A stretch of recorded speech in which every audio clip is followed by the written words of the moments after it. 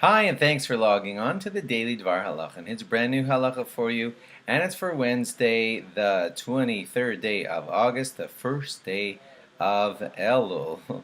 Okay, it is Rosh Chodesh if you're still hearing this on Wednesday daytime, so please remember that Rosh Chodesh editions go into your davening and all that kind of stuff. Okay, we're continuing on in our unit about parents and conflicts, and here goes. Let's say a son wants to do a certain family custom that the family doesn't have. Like he wants to start wearing gartel. That's that special belt that some people put on while they daven. His family doesn't, and he wants to start doing it.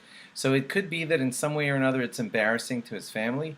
And if that's the case, they better talk to a rabbi about knowing like who gets to do which one they want to do. You can't easily be given permission to embarrass your parents if it embarrasses them.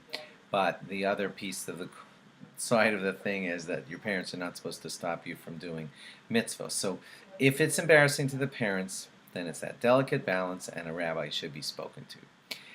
Let's say a dad asks for help in a different mitzvah, and you're in the middle of doing mitzvah A, and he asks you to help him doing mitzvah B. And your mitzvah can be done later. Then you should obviously go and help your father or mother, because they're asking you to do something. The mitzvah that you're involved with could be done later. Then just do your mitzvah later. If someone else can take care of the mitzvah that you're doing, then yeah, then also go and help your parents, because whatever mitzvah you're talking about, you can get someone else to do that. If the mitzvah can't wait, and there's no one else to help either, then you are allowed to stick to the mitzvah you're doing. You're involved in a certain mitzvah. It can't wait for whatever reason. There's no one else to do it at all. Then you could stick to that and tell your parents, I was already involved in this mitzvah and I'm just going to have to finish that mitzvah. What is the reason that you could do that, like ignore the request of the parents in that occasion? It's because your mother and father are also responsible for all mitzvahs, and just like you're taking care of the mitzvah, it's something that they would be responsible for themselves. If a child is living in Israel, and so the question is, can he leave Israel to visit his parents who live outside of Israel? The answer is usually yes, he could visit them. If he's a permanent resident of Israel and he has taken upon himself the strict observance of never leaving Israel, and there is such a thing, then he should speak to a rabbi about, do I leave Israel to visit my parents, yes or no? Let's say, here's a delicate one. The parents want the son or daughter to go off to university. Son or daughter wants to go to yeshiva or seminary instead. Very delicate topic. So it begins like this. The father has a responsibility to teach a skill to his son. So he is responsible for kind of encouraging you to get off to university to go learn your skills for life.